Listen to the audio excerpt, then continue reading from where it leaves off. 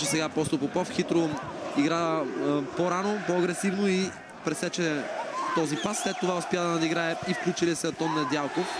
А това е фаул на Васил Божиков на тъчлинията. Буквално премаза Марсиньо. След това обаче проблеми за Божиков. Ето го влизането. Фаула беше очевиден. А претенциите на домакините бяха дали не трябва да се гледа по-строго на тази ситуация от съдята. Ивайло Стоянов не бърза с картоните. Ето на вашите екрани в близък план на Златомир Загорчич. Бившият футболист на Литекс, който познава изключително добре обстановката в българския футбол. А може би усещате и вие атмосферата на Българска армия тази вечер. Понапълни се стадиона, има нужда българското първенство от подобни матчове, които да привлекат отново публиката по стадионите, но определено качеството се вдигна. Доказателство от доброто представяне и на Лудогорец в Лига Европа. Бота също бе на висота. Виждаме някои много интересни матчове в родното първенство. Този девети кръг даде възможността да наблюдаваме хубави матчове. Сега Джаксън Менди беше на път да сбърка топката, пресиран от Вилмар Джордан. Също интересен, между другото, персонален сблъсък между двама много добре сложени физически състезатели. Валентин Илиев с дълго подаване надясно към Марсиньо. Там Антон Недялков е взел добра позиция. Гаргоров. Марсиньо.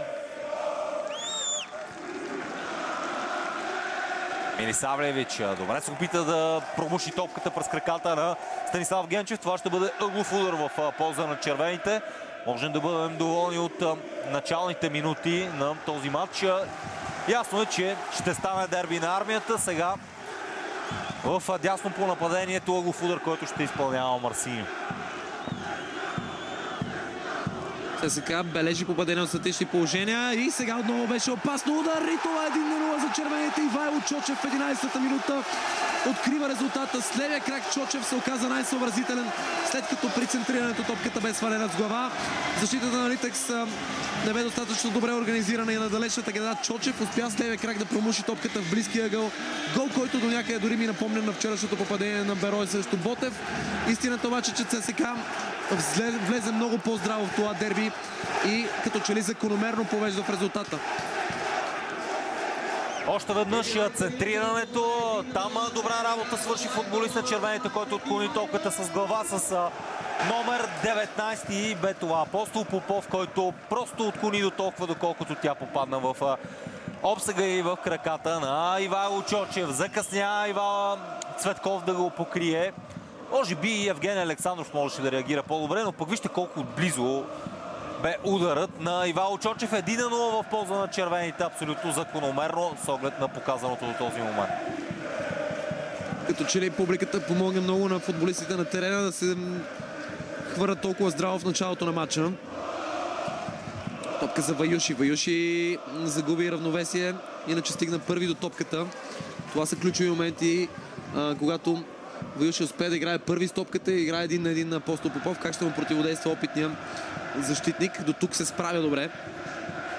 Джазула подава надясно към Цветков. Цветков ще играе по-изнесен надясно, а Джазула зад Джордан. Сега именно чернокожия нападател вършил нарушение. 4 гола вкара от началото на сезона на Вилмар Джордан. Много мощен физически. Напомня малко и на Мамади Сидибе като физика.